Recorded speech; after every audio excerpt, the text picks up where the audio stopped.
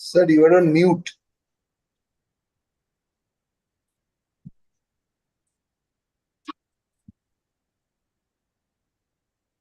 Sir, you are on mute.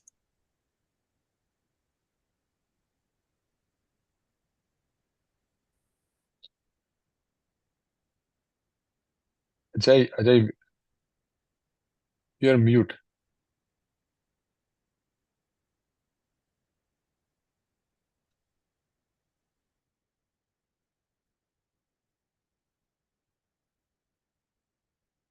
नहीं, अभी भी आवाज नहीं आ रही सर।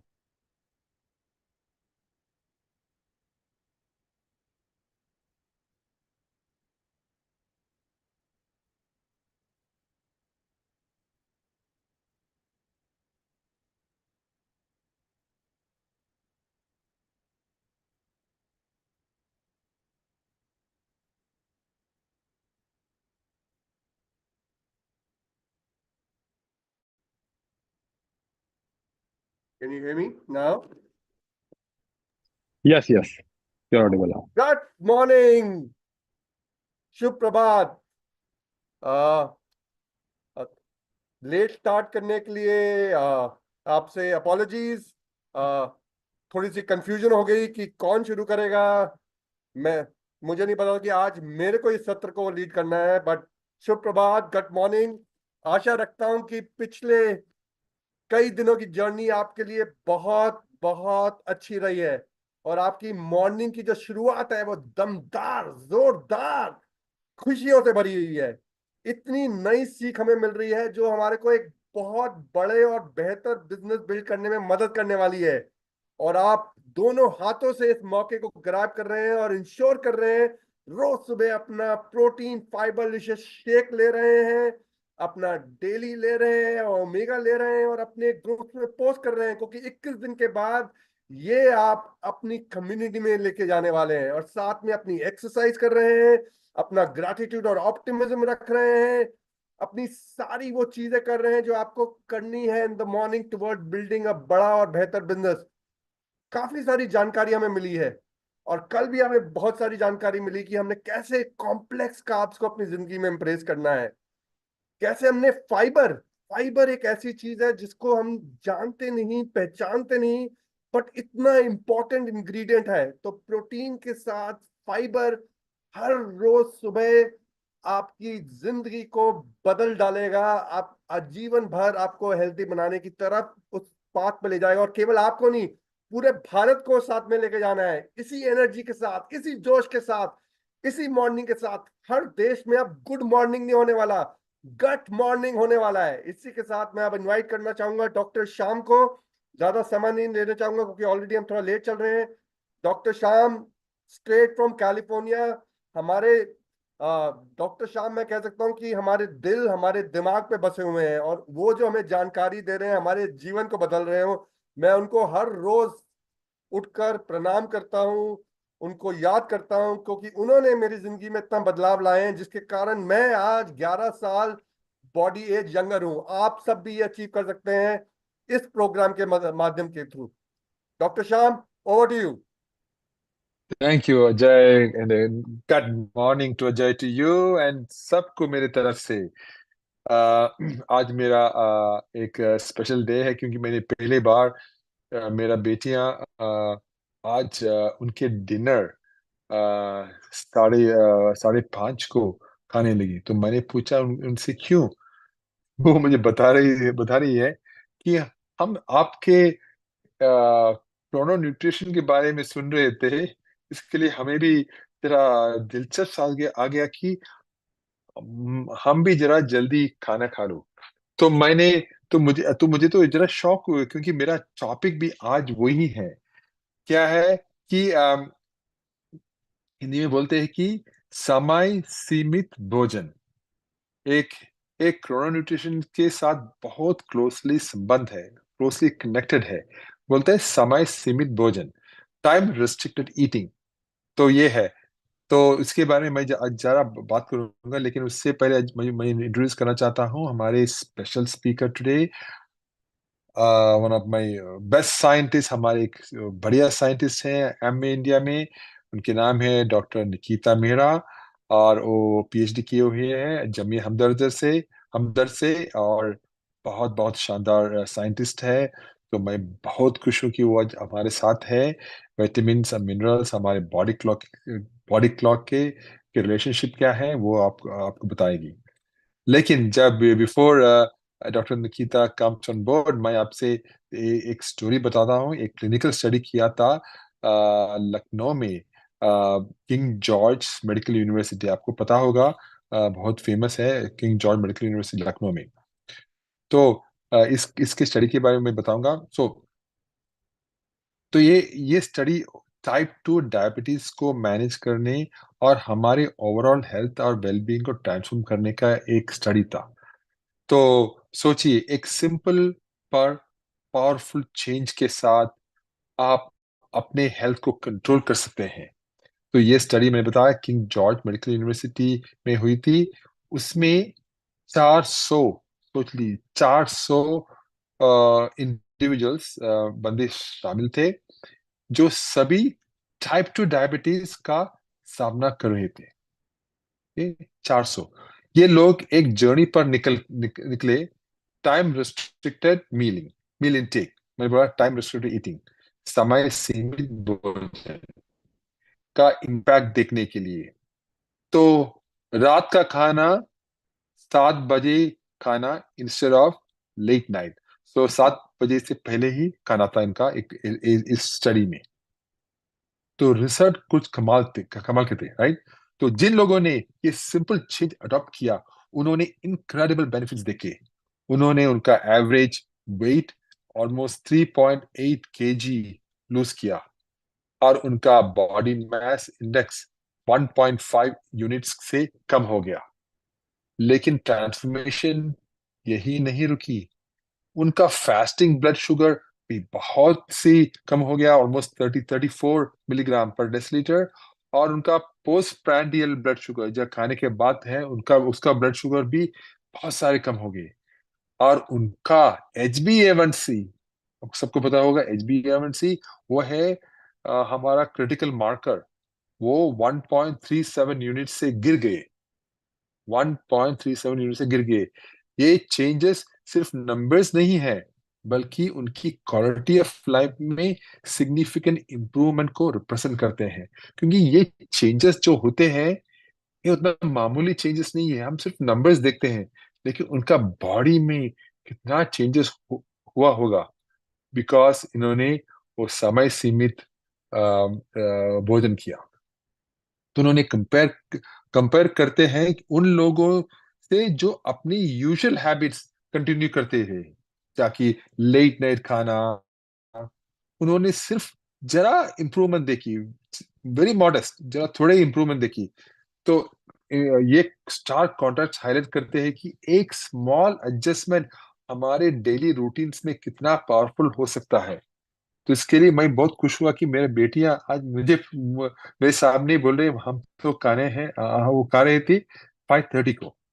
तो इसका मतलब सबके लिए क्या है? इसका मतलब है कि अपने हेल्थ को कंट्रोल करने आपकी रीच में है, वो आपके हाथ में ही है, आपकी मुट्ठी में है, राइट। सिर्फ अपना डिनर टाइम अर्ली में शिफ्ट करके individuals weight loss, better blood sugar control और एक हेल्थियर फ्यूचर के पोटेंशियल को अनलॉक कर सकते हैं। ये सिर्फ डायबिटीज को मैनेज करने की बात नहीं है, ये अपने आप को एक हेल्थियर, मोर फुलफिलिंग लाइफ जीने का एम्पावरमेंट देने की बात है। क्योंकि मुझे भी है कि मैं भी, मेरा डिनर भी बहुत जल्दी होते हैं। तो मुझे क्या है, मुझे बहुत टाइम मिलता है मेरे काम करने, मेरे फैमिली से मिलने। तो मैं तो रात में पूरा फ्री होता हूँ, मैं चिंता भी नहीं करता हूँ कि क्या खाना है, मेरा तो हो गया, राइट। तो अ, लेकिन एक बात है कि जो मैं इंफॉर्मेशन, ये मेडिकल एडवाइस नहीं है, ये अपना डाइट या अपना रूटीन में कोई भी नई चेंजेस अपने डॉक्टर से कंसल्ट करना के बाद ही करें। तो मेरा जो ये सब रिसर्च बता रहे हैं, ये सिर्फ रिसर्च के लिए है।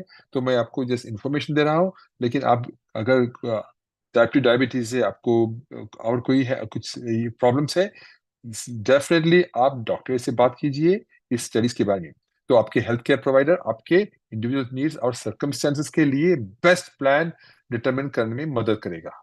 तो यही था मेरा आज का सोच और आज का रिसर्च टॉपिक, समय सीमित भोजन, टाइम रेस्ट्रिक्टेड ईटिंग। इसके बारे में बहुत सारे रिसर्च है, दुनिया में रिसर्चर्स ने बहुत सारी स्टडीज किए हैं। तब स्टडीज दिखाते हैं कि हमारे हेल्थ को कितने चेंजेस ला सकते हैं। तो यही था मेरा आज का सोच टीम, एंड आपके लिए शुभ morning and a great day today. And now Nikita, doctor Nikita, please, stage is yours. Thank you doctor Shyam.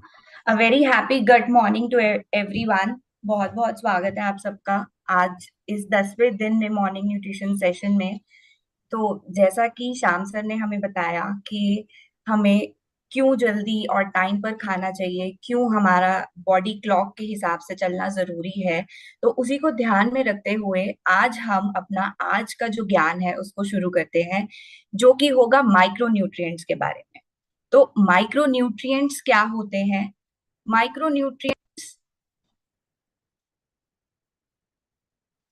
Nutrient से हम समझते हैं कि वो पोषण तत्व जो हमें बहुत कम मात्रा में चाहिए होते हैं, कम मात्रा में जरूर चाहिए पर वो बहुत जरूरी होते हैं। और दूसरा सवाल जो आज का रहेगा वो ये है कि हमें सुबह ही क्यों लेने हैं। ठीक है, तो ये दो चीजें हैं जो हम आज समझेंगे।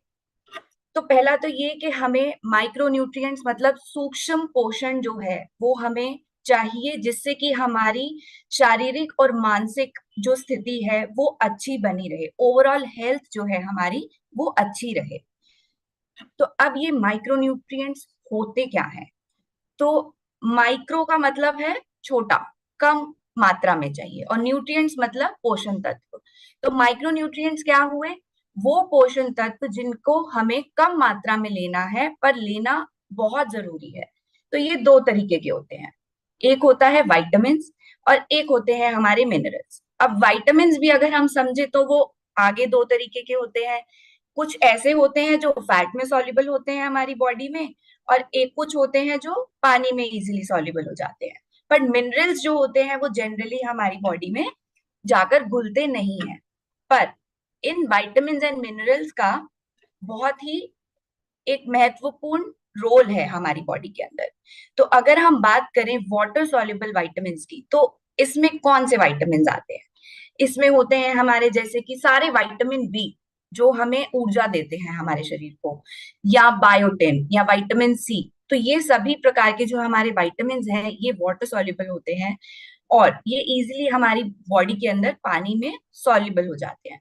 पर यही अगर हम बात करें फैट सॉल्युबल विटामिन्स की, तो ये होते हैं 4 विटामिन्स जिसे आप इजीली डेक के नाम से याद रख सकते हैं।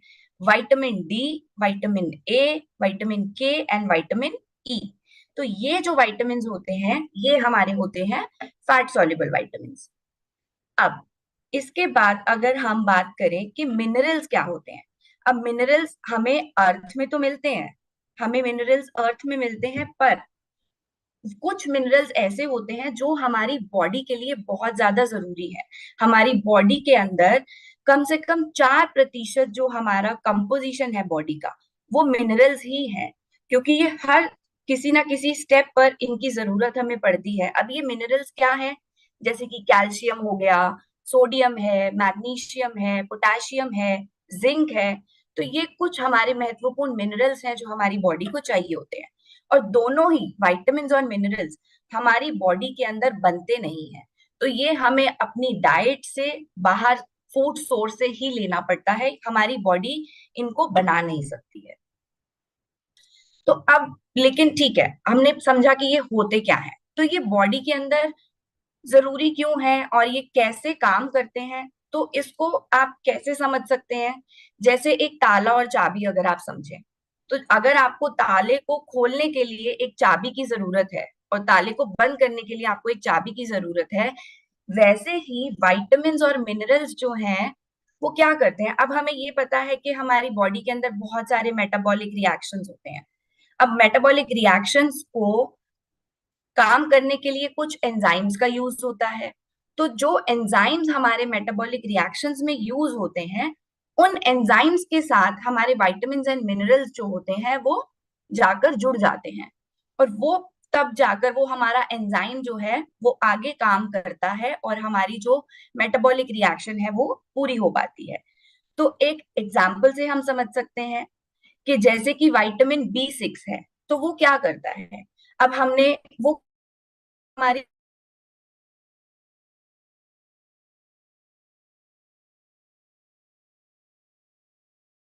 छोटे छोटे टुकड़ों में, तो वैसे ही हमें प्रोटीन को बॉडी के अंदर पूरा उसका वैल्यू एब्जॉर्ब करने के लिए हमें क्या करना होगा, प्रोटीन को छोटे छोटे टुकड़ों में तोड़ना होगा। तो पहले हमने प्रोटीन लिया, हमारे डाइजेस्टिव सिस्टम ने उसको अमाइनो एसिड में कन्वर्ट कर दिया, पर वो अमाइनो एसिड हमारी बॉडी को एनर्जी और ऊर्जा कैसे देगा। तो वो क्या करते हैं, अमाइनो एसिड के ऊपर विटामिन B6 जाकर एक्ट करता है, और वो एक डी अमीनेशन मतलब अमोनिया जो होता है उसको रिमूव करता है, फिर वो एक सिंपल एनर्जी मॉलिक्यूल बनता है, और फिर हमारी बॉडी जो है वो उस एनर्जी को ले पाती है। तो ये हुआ कि कैसे विटामिन B6 जो है वो प्रोटीन को एब्जॉर्ब करने में हेल्प करता है। ऐसे ही अगर हम एक और चीज समझे कि हमें पता है कि हमारी बॉडी में जो रेड ब्लड सेल्स बनते हैं या जो हमारी बॉडी में हीमोग्लोबिन बनता है, उसके लिए आयरन बहुत ही ज्यादा जरूरी होता है।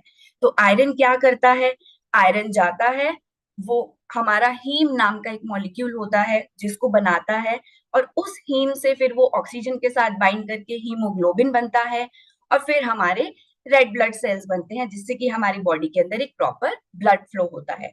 तो ये कुछ एग्जाम्पल्स हैं जिससे हम ये देख रहे हैं कि विटामिन्स एंड मिनरल्स जो हैं वो भले ही छोटी मात्रा में चाहिए हो, पर ये बहुत ही जरूरी होते हैं। तो अब क्या करते हैं, ये क्यों जरूरी है। विटामिन्स जो हैं, बहुत सारे विटामिन्स होते हैं, और ये हमारे देखने की जो रोशनी है उसको बढ़ाते हैं। हमारी बॉडी में जो बॉडी की पैथोजन से लड़ने की शक्ति है, हमारी इम्यूनिटी है, उसको बूस्ट करते हैं, उसको बढ़ाते हैं। हमारी अच्छी स्किन की हेल्थ के लिए बहुत जरूरी है। हमारे जो ब्रेन फंक्शनिंग के लिए जो या हमारी नसें हैं उनके अच्छे से काम करने के लिए भी हमें विटामिन्स की जरूरत होती है।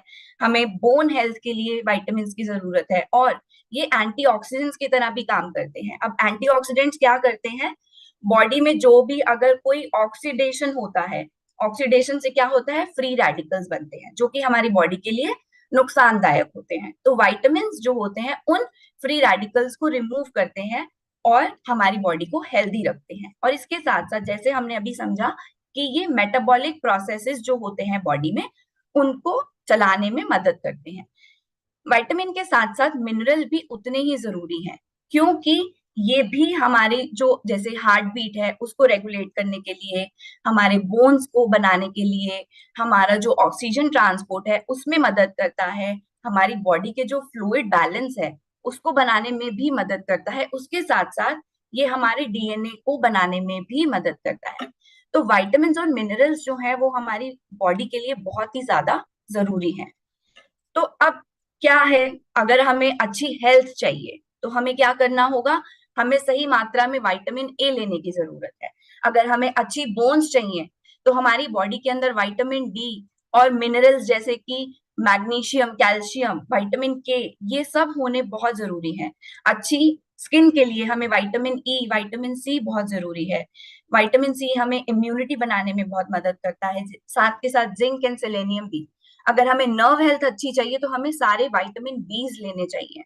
हमें अच्छे अगर बाल चाहिए तो हमारी बॉडी में बायोटिन की कमी नहीं होनी चाहिए। जैसे अभी हमने समझा आयरन बहुत जरूरी है हमारे अच्छे ब्लड के लिए, रेड ब्लड सेल्स के लिए।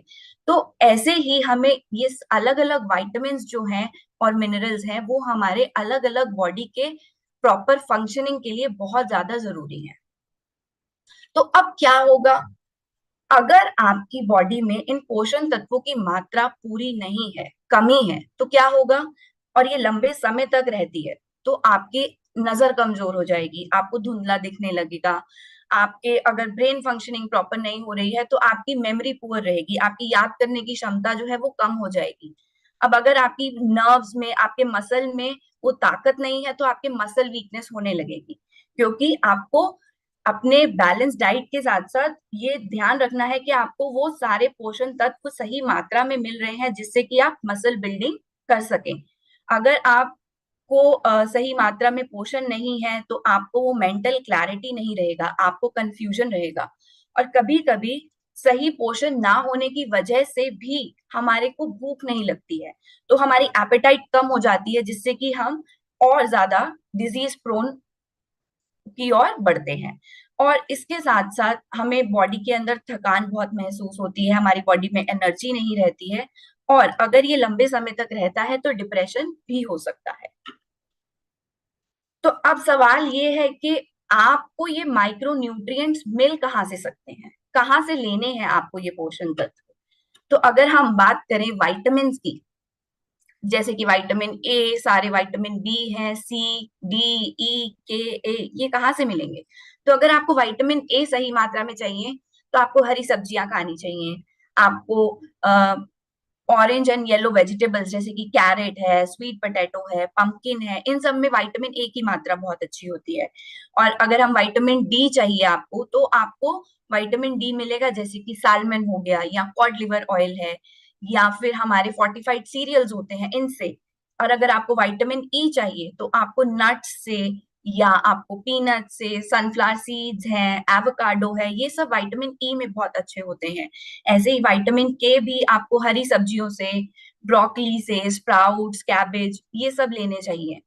विटामिन सी के लिए सभी प्रकार के सिट्रस फ्रूट्स, चाहे वो ऑरेंज हो, लेमन हो, स्ट्रॉबेरीज, टोमेटोज, ये सब विटामिन सी में बहुत अच्छी मात्रा होती है। विटामिन बी 1 जो है वो हमें मिलता है जैसे कि फिश से मिलेगा, या मटर है, या हमारे एनरिच सीरियल्स हैं। यहीं अगर हम बात करें विटामिन बी 2 की तो वो हमें मिल्क से मिल सकता है, चीज है, या एग्स है, इन सब से हमें विटामिन बी 2 मिलता है। विटामिन बी 3 जो है वो भी हमें मीट सोर्सेज से, या सीरियल से, या नट्स या सीड से मिलता है। ऐसे ही बी 6 भी हमें सीरियल्स एंड नट्स से मिलता है। और वैसे ही हमें जो बी 7 है वो हमें एवोकाडोज में, अगर हम वेजिटेरियन सोर्स देखें, और अगर नॉन वेज सोर्स देखें तो सालमन में बी 7 बहुत अच्छी मात्रा में है। ऐसे ही फॉलिक एसिड हरी सब्जियों में, और ब्रोकली में, बीन्स में, पीनट्स में बहुत ज्यादा होता है। और बी 12 के लिए हमें फिश, एग्स, डेयरी प्रोडक्ट्स, ये सब लेने चाहिए जो कि बी 12 को हमारी बॉडी के अंदर न्यूट्रिएंट्स पहुंचा पाए। तो ये सभी विटामिन सोर्स हमें अपनी डाइट के अंदर इंक्लूड करने चाहिए। और यही हम बात करें मिनरल्स की, तो जैसे कि कैल्शियम हमें पता है कि बोन और टीथ के लिए बहुत जरूरी है, तो वो हम मिल्क से ले सकते हैं, या हरी सब्जियों से ले सकते हैं जिनमें कैल्शियम बहुत अच्छी मात्रा में होता है। हमें क्लोराइड की जरूरत है क्योंकि वो हमारे जो स्टमक के अंदर एसिड होता है उसको बनाने में हेल्प करता है, वो हम अपने नमक से ले सकते हैं। मैग्नीशियम है वो भी हम नट्स से ले सकते हैं। ऐसे ही फास्फोरस भी हमें बहुत सारे नट्स से मिलता है जो कि हमारे सेल मेम्ब्रेन के फंक्शन में हेल्प करता है। पोटेशियम हमें बनाना से मिल सकता है, जो दालें हैं उनसे मिल सकता है, ये हमारा बॉडी फ्लूइड और ब्लड प्रेशर को रेगुलेट करने में हेल्प करता है। और पोटेशियम के साथ साथ सोडियम भी हमारा ब्लड प्रेशर और बॉडी फ्लूइड को मेंटेन करने के लिए जरूरी होता है। ये भी हम हमारे सॉल्ट या वेजिटेबल जूसेस जो होते हैं उनसे ले सकते हैं।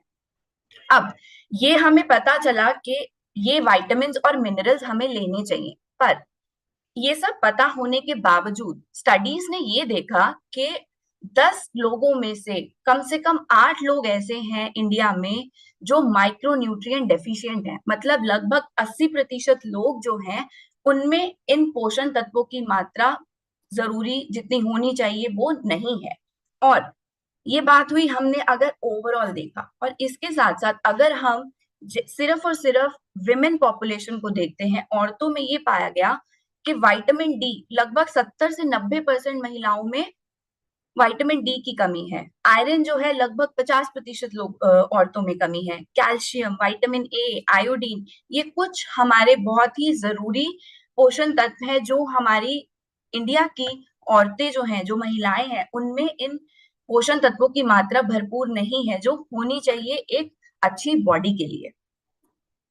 तो अब ये सवाल मैं आप सबसे पूछना चाहूंगी, आप सब अपना सवाल जो है जवाब चैट बॉक्स में डाल सकते हैं कि आज का सिंपल सा सवाल ये है कि आप में से कितने लोग हैं जो एक बैलेंस डाइट खाते हैं हर रोज। बैलेंस डाइट आप यहाँ स्क्रीन पर देख सकते हैं, एक ऐसी प्लेट जिसमें भरपूर वेजिटेबल्स हों और जिसमें फ्रूट्स हों, फाइबर हो, प्रोटीन हो। ऐसे कितने लोग हैं? आप हाँ या ना में जवाब दे सकते हैं अगर आप बैलेंस डाइट लेते हैं तो। ओके, कमलेश जी कह रहे हैं कि हम वो बैलेंस डाइट का सेवन करते हैं। Okay okay, mixed answers. बहुत लोग कह रहे हैं करते हैं, बहुत कह रहे हैं कि हम नहीं करते हैं, काफी हद तक लोग कह रहे हैं कि हम नहीं करते हैं। ओके, तो अगर आप बैलेंस डाइट का सेवन नहीं कर रहे हैं तो क्या हो रहा है, और अगर आप कर भी रहे हैं तो भी क्या आपको वो पोषण तत्व जो आपकी बॉडी को चाहिए वो मिल पा रहे हैं? जो सब्जियां आपके घर तक आ रही हैं, क्या वो उन न्यूट्रिशन से भरपूर हैं जो उसमें होने चाहिए? तो ये देखा गया है कि जब वो सब्जी एक फील्ड से निकलती है और आपकी प्लेट तक पहुंचती है तो क्या होता है, हमें सब्जियों को हमारे घर तक पहुंचने में कम से कम उगने के बाद 10 से 11 दिन, 12 दिन तो लग ही जाते हैं। तो उतने में ये देखा गया कि हमारे जैसे ग्रीन बीन्स हैं या ब्रोकली है, कॉलीफ्लावर है, गोभी जिसे बोलते हैं, या हमारे मटर है या गाजर है, इन सब में ये देखा गया कि लगभग 45, 25, 15% जो हमारे न्यूट्रिएंट की मात्रा है वो हमारी प्लेट तक पहुंचने तक तो पहले ही चली जाती है। और उसके बाद अब हमें क्या करना है इस चीज को अवॉइड करने के लिए? हमें अपने खाने को जितनी जल्दी हम अपनी सब्जियों को खा सके उतनी जल्दी खाना है। हमें अपनी सब्जियों को सड़ने के लिए नहीं छोड़ना है, जल्दी खाना चाहिए। सही मात्रा में पानी का यूज करना चाहिए, उनको वॉश करने के लिए बहुत ज्यादा पानी में नहीं धोना चाहिए। जो हम सब्जियां काट रहे हैं वो बिल्कुल लास्ट मिनट पे काटे, काट के उन्हें छोड़ना नहीं चाहिए जिससे कि और उसमें वाटर लॉस हो। जिन सब्जियों की आप छिलके खा सकते हैं वो भी खाएं और अपने खाने को बहुत देर तक ना छोड़ें। तो ये कुछ चीजें हैं आप इनके साथ जो कर सकते हैं, क्योंकि ये आपके पास जब तक सब्जियां पहुंचेंगी कुछ न्यूट्रिशन तो वैसे ही खत्म हो जाता है। और इसके साथ साथ फिर हम क्या करते हैं, हम सब्जियों को पकाते हैं। और इंडियन कुकिंग स्टाइल कैसा है कि हम बहुत लंबे समय तक पकाते हैं, जब तक हमारी सब्जियां पूरी सॉफ्ट और मशी नहीं हो जाती, उनका रंग बदल जाता है। तो उसमें क्या होता है, जब हम बहुत हाई हीट पे पकाते हैं या बहुत लंबे समय तक पकाते हैं तो जो हमारे उसमें न्यूट्रिएंट्स होते हैं उनकी मात्रा जो है वो कम हो जाती है, ना के बराबर होती है, और हमारी बॉडी को वो पोषण तक नहीं मिल पाते। तो हमें लग भी रहा है कि हम हेल्दी डाइट खा रहे हैं पर तब भी हमें वो माइक्रोन्यूट्रिएंट्स नहीं मिल रहे हैं। और कभी कभार हम बहुत ज्यादा पानी में धो देते हैं, बहुत देर तक पानी में रखते हैं, तो जो वाटर सॉल्युबल न्यूट्रिएंट्स हैं वो हमारे वेस्ट हो जाते हैं। तो ऐसा ही ये हमने देखा कि ठीक है, हमने सब्जियों का डेटा देखा कि कितनी हमारे न्यूट्रिएंट्स लॉस हो रहे हैं। तो एक स्टडी जो है वो एक एनालिटिकल टीम ने किया और ये देखा उसमें कि अलग अलग रीजन के, इंडिया के अलग अलग रीजन से पका हुआ खाना लिया जो हम खाते हैं और उसको एनालाइज किया कि उसमें कितने पोषण तत्वों की मात्रा है, कितने माइक्रोन्यूट्रिएंट्स पकने के बाद हमें मिल रहे हैं। और सरप्राइजिंगली हमें लगा कि ये बैलेंस डाइट है और हमने 2000 कैलोरी डाइट का एक स्टैंडर्ड डाइट लिया, उसको ऑब्जर्व किया और ये देखा कि जो भी हमारे न्यूट्रिएंट्स थे उसमें से लगभग हमारे जो 54% माइक्रोन्यूट्रिएंट्स थे, वो माइक्रोन्यूट्रिएंट्स कौन से, विटामिन्स एंड मिनरल्स, उनकी मात्रा जो है वो बहुत ही कम थी। जितनी हमारी बॉडी को चाहिए, जो आरडीए वैल्यू है जिसमें हमें ये माइक्रोन्यूट्रिएंट्स चाहिए होते हैं, वो हमें नहीं मिले, वो उसकी मात्रा उनसे कम थी। और जो हमें न्यूट्रिएंट ज्यादा मिले, 46% कुछ न्यूट्रिएंट्स ऐसे थे जो हमें ज्यादा मात्रा में मिले, वो क्या थे, केवल मैक्रोन्यूट्रिएंट्स, मतलब फैट्स एंड कार्बोहाइड्रेट्स। तो उस डाइट में हमें फैट और कार्बोहाइड्रेट जितना हमारी बॉडी को चाहिए उससे ज्यादा था, पर जो माइक्रोन्यूट्रिएंट्स हमारी बॉडी को चाहिए जैसे कि विटामिन्स एंड मिनरल्स, ये सब जितने हमें चाहिए उससे बहुत ही कम मात्रा में थे। तो इसका मतलब क्या हुआ कि अगर हम डाइट खा भी रहे हैं बैलेंस डाइट, तो हमें वो जो पोषण तत्व चाहिए बॉडी को वो नहीं मिल पा रहे हैं।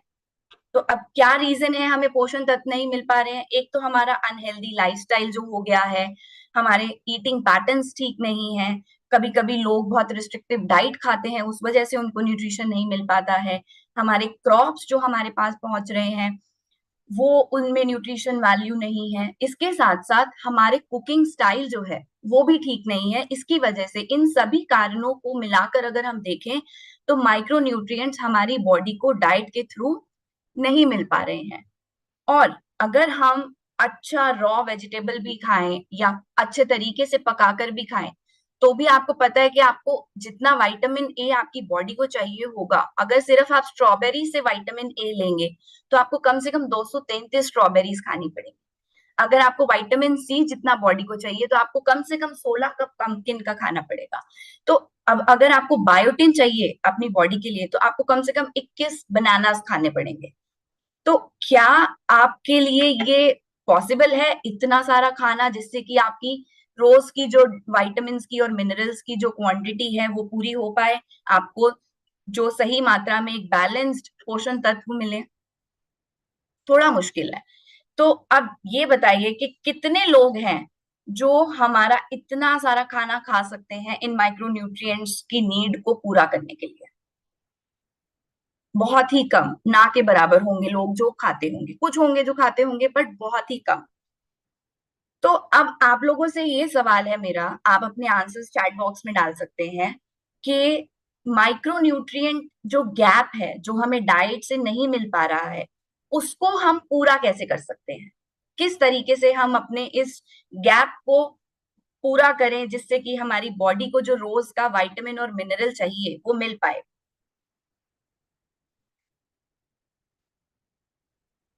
आप अपने आंसर्स चैट बॉक्स में डाल सकते हैं।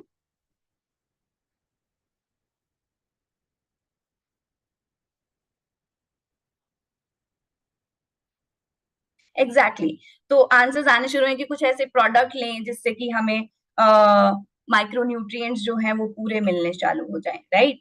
तो अब लेकिन अब आंसर क्या है कि हमें माइक्रोन्यूट्रिएंट सप्लीमेंट लेना पड़ेगा। अगर हमारे को खाना सही खा रहे हैं उसके बावजूद न्यूट्रिएंट नहीं मिल पा रहा है तो हमें माइक्रोन्यूट्रिएंट सप्लीमेंट लेना पड़ेगा खाने के साथ, जिससे कि जो भी कमी हमारे खाने में रही है वो सप्लीमेंट से पूरी हो जाए। पर अब लेकिन सवाल आएगा कि सप्लीमेंट्स तो बहुत सारे हैं, अब कौन सा सप्लीमेंट हमें सिलेक्ट करना है ना? अब सप्लीमेंट सिलेक्ट करते हुए आपको कुछ चीजें हैं जो दिमाग में जरूर रखनी चाहिए कि जिससे कि आप एक अच्छा और एक इफेक्टिव माइक्रोन्यूट्रिएंट सप्लीमेंट सिलेक्ट कर सके। तो वो क्या चीजें हैं जो आपको सिलेक्ट करनी चाहिए? आपको देखना चाहिए कि पहला कि वो सेफ होना चाहिए, हमारा जो माइक्रोन्यूट्रिएंट सप्लीमेंट है वो प्योर हो, पोटेंट हो, मतलब कि वो सेफ हो, प्योर हो और वो हमारा जो भी उसमें एक्टिव है वो सही मात्रा में हो जिससे कि वो सही इफेक्ट दिखा सके हमारी बॉडी में। उसके अंदर कोई पेस्टिसाइड्स नहीं होने चाहिए, कोई टॉक्सिन्स, कोई हैवी मेटल्स नहीं होने चाहिए जो हमारी बॉडी को नुकसान पहुंचाए।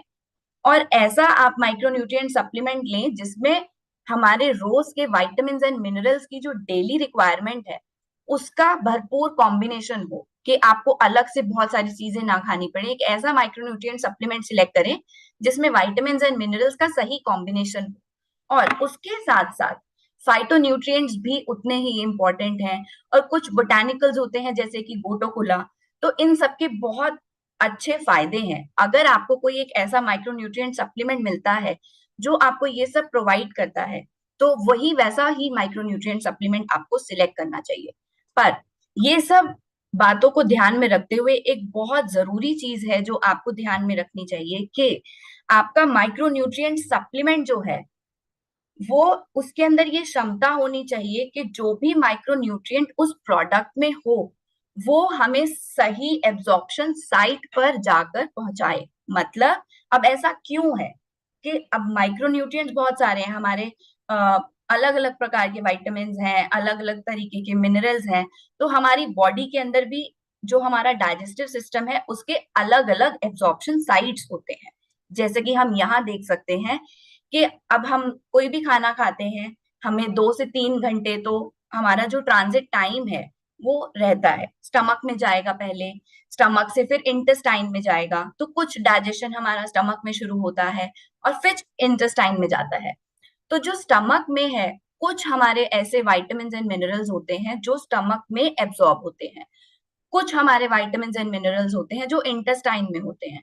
पर इंटेस्टाइन में भी अलग अलग विटामिन्स, अगर जैसे मैं देखूं स्टमक के अंदर हमारा कॉपर, आयोडीन, मोलिब्डेनम, ये जो है वो स्टमक के अंदर एब्जॉर्ब हो जाते हैं।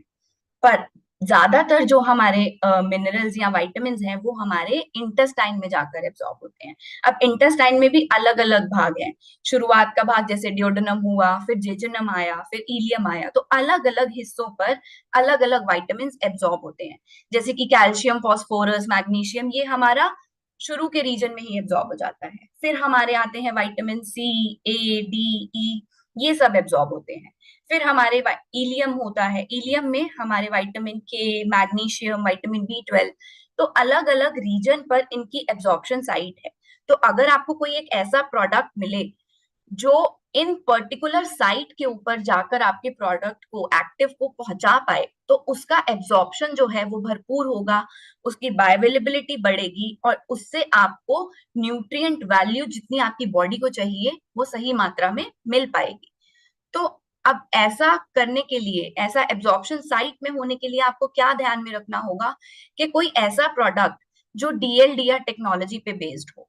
जिसे DLDR का क्या मतलब है? डुअल लेयर डिलेड रिलीज, मतलब कि हम कुछ इस तरीके से प्रोडक्ट को बनाएं कि कुछ एक्टिव जैसे कि हमारा कैल्शियम, मैग्नीशियम है वो स्टमक में ही रिलीज हो जाए, और कुछ ऐसा हमारे लेयर हो उस प्रोडक्ट में जो कि सिर्फ और सिर्फ इंटेस्टाइन में रिलीज हो, और इंटेस्टाइन में भी इस तरीके से रिलीज हो कि वो उसके एब्जॉर्प्शन साइट पर पहुंचा पाए। तो ये कुछ चीजें हैं जो हमें ध्यान में रखनी चाहिए एक माइक्रो न्यूट्रिएंट सप्लीमेंट सिलेक्ट करते टाइम। और अब बात आती है कि समय की बात करें। अब हमने ये देखा कि माइक्रो न्यूट्रिएंट्स जो हैं वो हमें डाइट से पूरे नहीं मिल पा रहे हैं, वो गैप है, हमें माइक्रो न्यूट्रिएंट सप्लीमेंट लेना चाहिए। सप्लीमेंट कैसा होना चाहिए हमने ये समझा, पर लेकिन अब उसको किस समय पर लें। तो स्टडीज ने ये दिखाया कि जनरली अगर आप अपना ब्रेकफास्ट स्किप करते हैं, तो एक 240 सब्जेक्ट्स के ऊपर ये स्टडी की गई, उनको 3 महीने का डाइटरी इंस्ट्रक्शन दिया गया और उनको 9 महीने का एक मेंटेनेंस फेज में रखा गया, और फिर उनको देखा कि क्या हो रहा है। तो जो लोग ब्रेकफास्ट स्किप कर रहे थे उनमें ये देखा गया कि थायमिन, फोलेट, नियासिन, इन सब की मात्रा जो थी विटामिन की, उनकी बॉडी के अंदर बहुत ही कम पाई गई जो ब्रेकफास्ट ले रहे थे उनसे। ऐसा ही एक और स्टडी था जो national health and nutrition examination ने सर्वे किया। उन्होंने 18,900 लोगों से ज्यादा लोगों पर ये सर्वे किया और एक 8 साल की ड्यूरेशन में, और उन्होंने ये देखा कि जो लोग ब्रेकफास्ट खा रहे हैं उनमें vitamin A, D, C, calcium, potassium, folate, इन सब की मात्रा जो थी वो कंपैरेटिवली ज्यादा थी एज कंपेयर टू जो ब्रेकफास्ट नहीं खा रहे हैं, रिलेटिवली ज्यादा थी।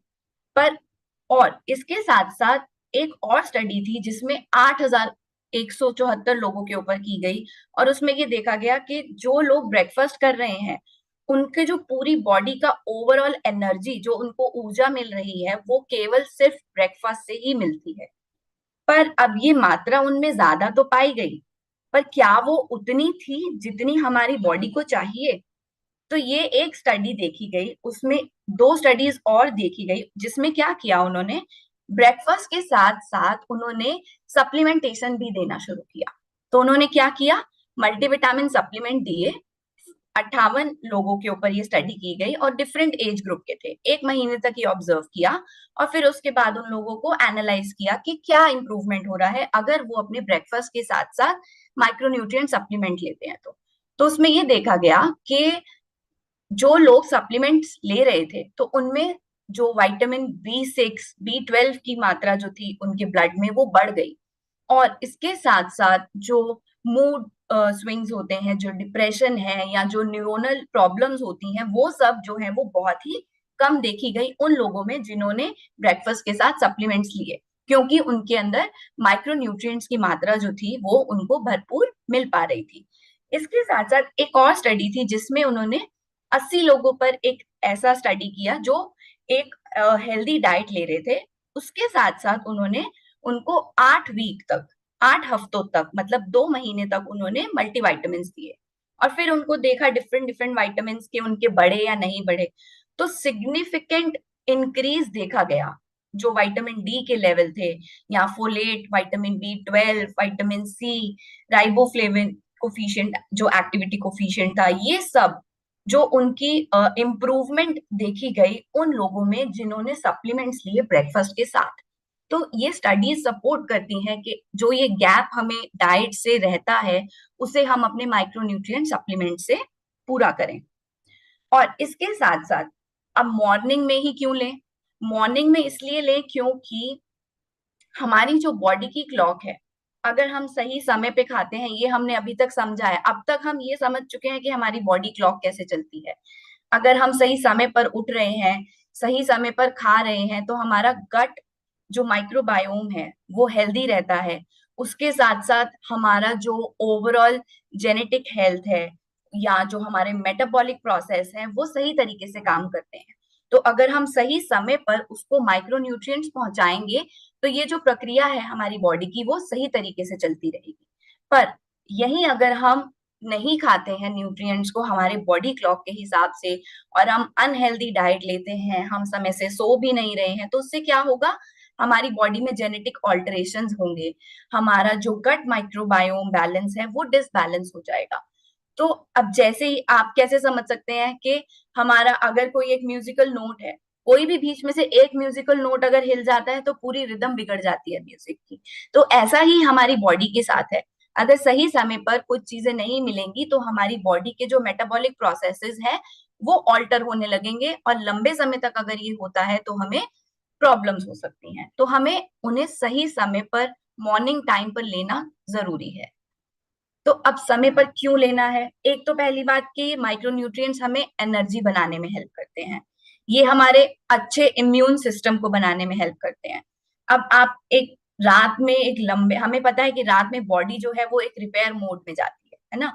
जब बॉडी रिपेयर मोड में जाती है और आपने अगर आप बॉडी क्लॉक फॉलो कर रहे हैं, आप सही समय पे डिनर कर रहे हैं, तो एक लंबा गैप आ जाता है। तो हमारी बॉडी जो है उसमें माइक्रोन्यूट्रिएंट्स की मात्रा जो है वो कम है, उतनी नहीं है जितनी उसमें होनी चाहिए। तो इसलिए मॉर्निंग में लेने से हमें बहुत ज्यादा फायदे हैं कि अगर हम उसको सुबह लेंगे तो जो हमारी बॉडी में इनएडिक्वेट अमाउंट है, मतलब जो कमी है विटामिन एंड मिनरल्स की सुबह के समय, वो पूरी हो जाएगी और हम अपना दिन जो है वो बहुत ही अच्छे और एनर्जेटिक वे में स्टार्ट कर सकते हैं। तो उससे हमारी ओवरऑल हेल्थ, हमारी मेमोरी, हमारी बोन, आई हेल्थ, स्किन हेल्थ सब अच्छी रहेगी। तो सही पोषण तत्वों का होना, सही समय पर होना बहुत ज्यादा जरूरी है। तो अब क्या टिप्स हैं, कैसे आप इन माइक्रोन्यूट्रिएंट्स को अपने डेली डाइट में इंक्लूड कर सकते हैं? पहला कि आप एक अच्छा हेल्दी डाइट लें, और दूसरा आप ये इंश्योर करें कि आप अच्छी क्वालिटी का फूड ले रहे हैं, जो आप क्रॉप्स ले रहे हैं वो पोषण से भरपूर है, उसमें न्यूट्रिएंट लॉस कम हो। आप अच्छे कुकिंग मेथड्स अडॉप्ट करें, बहुत लंबे समय तक बहुत ज्यादा हीट पर खाने को ना पकाएं, और इसके साथ साथ तब भी जो गैप रह जाता है उसको पूरा करने के लिए आप एक हाई क्वालिटी का माइक्रोन्यूट्रिएंट सप्लीमेंट लें, और उन बातों को जरूर ध्यान में रखें जो मैंने आपको अभी शेयर की है। तो इसी के साथ हम अपनी एक हेल्दी हैबिट जो है वो आज अडॉप्ट करेंगे। वो क्या है कि हम ये सब इंश्योर करेंगे कि हम अपना ब्रेकफास्ट जो है वो पोषण से भरपूर हो, न्यूट्रिएंट पैक्ड ब्रेकफास्ट लेंगे, और हम कोशिश करेंगे कि हम एक रेनबो खाएं, मतलब हर कलर की वेजिटेबल और फ्रूट्स होने चाहिए उसमें, जिससे कि अब आप सैलेड्स खा सकते हैं, स्मूदीज बना सकते हैं, रॉ फ्रूट या रॉ वेजिटेबल्स खा सकते हैं, जैसा आपको अच्छा लगे। पर आपको ये इंश्योर करना है कि आप अलग अलग कलर के वेजिटेबल्स एंड फ्रूट्स खाएं, जिससे कि आपको सभी तरीके के विटामिन एंड मिनरल्स मिल सकें, और जो भी कमी रह जाए वो आप सप्लीमेंटेशन से पूरी करें। जो कि क्यों जरूरी है, हमने समझा है कि न्यूट्रिएंट्स पूरे भरपूर मिलेंगे, इम्यूनिटी स्ट्रांग रहेगी, डाइजेशन अच्छा होगा, ओवरऑल हेल्थ अच्छी रहेगी, मानसिक एंड शारीरिक हेल्थ जो है हमारी वो बहुत अच्छी रहेगी। तो इसी के साथ हम आज से फिर अपना शाइन एंड मंत्रा जो है राइज एंड शाइन, वो फिर से एक बार दोहराएंगे कि हमें ये ध्यान रखना है इस पोषण तत्वों के ज्ञान के साथ साथ कि हमें अपना दिन जो है वो ग्रैटिट्यूड और ऑप्टिमिज्म के साथ शुरू करना है, एक पॉजिटिव सोच के साथ शुरू करना है।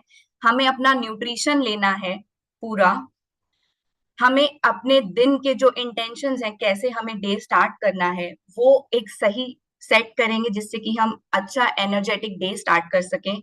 हम कुछ नया सीखेंगे और इसके साथ साथ हम अपने डेली रूटीन में एक्सरसाइज जरूर करेंगे।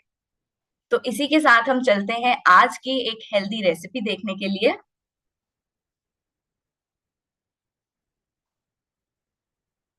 आज का रेसिपी रहेगा फॉर द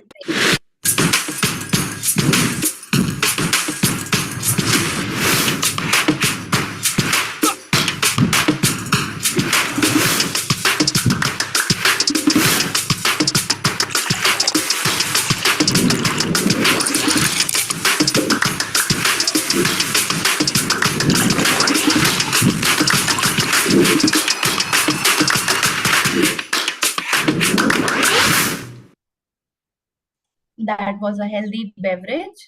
अब एक हेल्दी स्नैक का रेसिपी भी देखते हैं।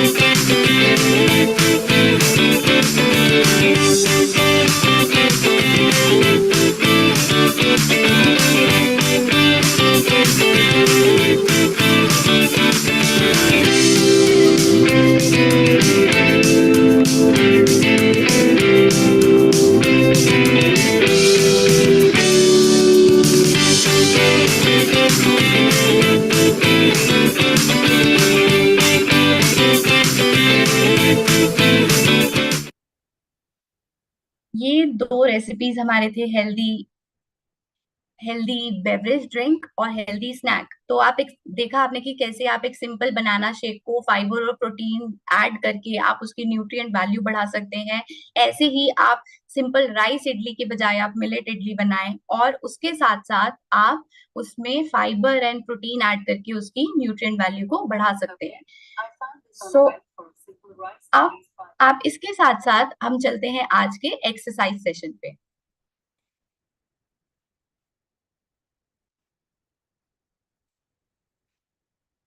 A very happy gut morning everyone। और आज हम करने वाले हैं V सिटअप्स। ये बहुत ही अमेजिंग होने वाला है एंड यस थोड़ा चैलेंजिंग भी होने वाला है, तो इसलिए मैं आपको बहुत अच्छी से वेरिएशंस भी सिखाऊंगी। But yes let's get started with our workout in the perfect form, और उसके बाद उसका इजी फॉर्मेट और थोड़ा सा इंटेंसिव फॉर्मेट भी करेंगे। तो आइए स्टार्ट करते हैं हम अपना V sit up workout. And as the name suggest, इसमें हम अपनी लेग्स को V फॉर्मेट में रखेंगे, मतलब आप अपने पंजों को बाहर की तरफ खोल के रखेंगे और अपने घुटनों को भी अपने पंजों के साथ अलाइन करते हुए बाहर रखेंगे। और हम ऐसा क्यों कर रहे हैं, क्योंकि बहुत बार जब आप सिटअप्स करते हैं तो आप अपनी लेग्स की पावर से ऊपर उठ के बैठ जाते हैं, लेकिन इसमें हम अपने कोर को इंटेंसिफाई करना चाह रहे हैं, अपनी सारी कोर की मसल्स यूज करना चाह रहे हैं, इसलिए अपने लेग्स को खोल के ही रखेंगे।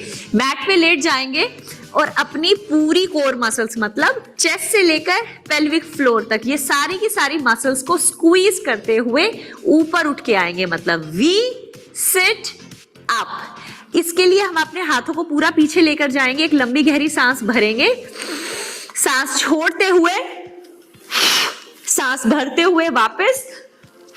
इनफैक्ट आप देखेंगे कि आपको सांस भरने की जरूरत नहीं पड़ती है।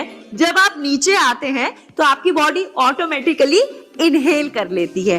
तो अपनी मूवमेंट को बेटर करने के लिए आप सांस छोड़ेंगे और कोशिश करके लंबा गहरा सांस छोड़ेंगे। तो अपने मुंह से ब्रेथ को ऐसे छोड़ सकते हैं। जब आप मुंह से सांस को छोड़ेंगे तो अपनी नाभि को अंदर की तरफ स्क्वीज करेंगे, तो आपका वर्कआउट बेटर हो जाएगा।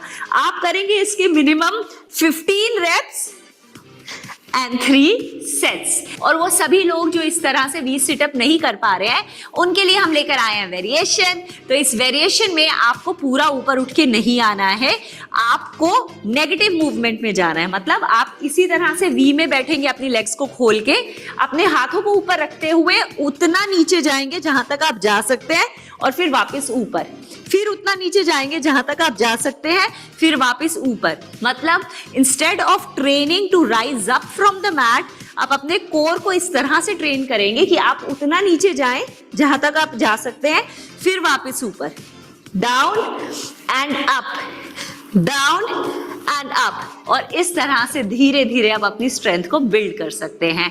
और आप मैट पे ही लेट सकते हैं और सिर्फ उतना ऊपर आएंगे जितना आप आ जा सकते हैं, और धीरे धीरे यू विल रियलाइज आप इस तरह से बिल्ड कर सकते हैं अपनी स्ट्रेंथ, और फिर पूरा सिटअप भी कर सकते हैं। मतलब आप यहां से सिर्फ उतना ऊपर आएंगे जहां तक आप राइज अप कर सकते हैं। मतलब कोर को एंगेज करेंगे, लंबी गहरी सांस भरेंगे, सांस छोड़ते हुए,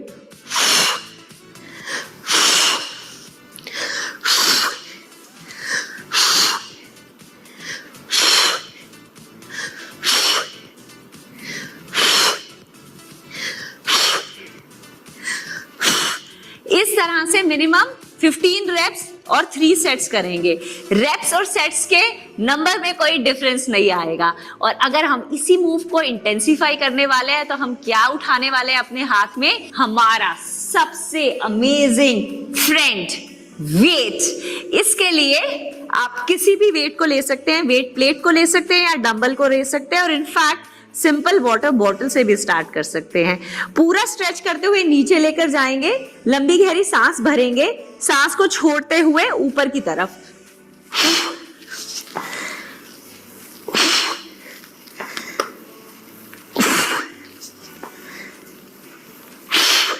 आप देखिए जब मैं ऊपर की तरफ आ रही हूं तो मेरी स्पाइन बिल्कुल स्ट्रेट है। मतलब मैं अपनी स्पाइन को गोलाई में नहीं रख रही हूं। तो ध्यान रखना है कि आपकी एंगेजमेंट ऐसे होना चाहिए कि आपकी चेस्ट अच्छे से खुले, आपके शोल्डर्स अच्छे से रोल बैक रहें और आप ऊपर की तरफ आएंगे, ना कि आगे की तरफ झुकेंगे। ये पोस्चर का इन सभी वर्कआउट्स में आपको ध्यान रखना है कि पूरी एंगेजमेंट यहां पर आनी चाहिए। आपका कोई भी प्रेशर आपकी रीढ़ की हड्डी पे नहीं आएगा किसी भी मूवमेंट के दौरान। और इसी तरह से जो मूवमेंट्स हम हाफ कर रहे हैं, मतलब नेगेटिव मूवमेंट्स कर रहे हैं, उसमें भी आप वेट को हाथ में रख सकते हैं, थोड़ा नीचे जाएंगे, वापस ऊपर, थोड़ा नीचे जाएंगे, वापस ऊपर, थोड़ा नीचे जाएंगे, वापस ऊपर, थोड़ा नीचे जाएंगे, वापस ऊपर। और इसी तरह से मैट वाली मूवमेंट्स में भी जब आप नीचे हैं तो कोर को एंगेज रखते हुए ऊपर, ऊपर और वापस ऊपर। इन सभी मूव्स में हमारा ब्रेथ वर्क सेम रहेगा। जब भी आप मूव करते हुए ऊपर आ रहे हैं, आप सांस को छोड़ेंगे और अपनी नाभि को अंदर की तरफ स्क्वीज करेंगे। और अगेन वेट के साथ भी मूवमेंट्स 15 रेप्स ही रहेंगी और 3 सेट ही रहेंगे। Let's rock this. तो कैसा लग रहा है आपको ये कोर क्रशिंग वर्कआउट करके? Can you feel it in your entire core muscles? In fact आप जब ये वर्कआउट पहली बार करेंगे ना तो 1-2 दिन बाद आपको हंसते हुए, बात करते हुए और इनफैक्ट उठते और बैठते हुए अपने कोर मसल्स में अच्छा सा प्रेशर भी फील होगा, which is absolutely okay, because ये बताता है कि आपका वर्कआउट बहुत अमेजिंग रहा। So yes, keep rocking and keep challenging yourself.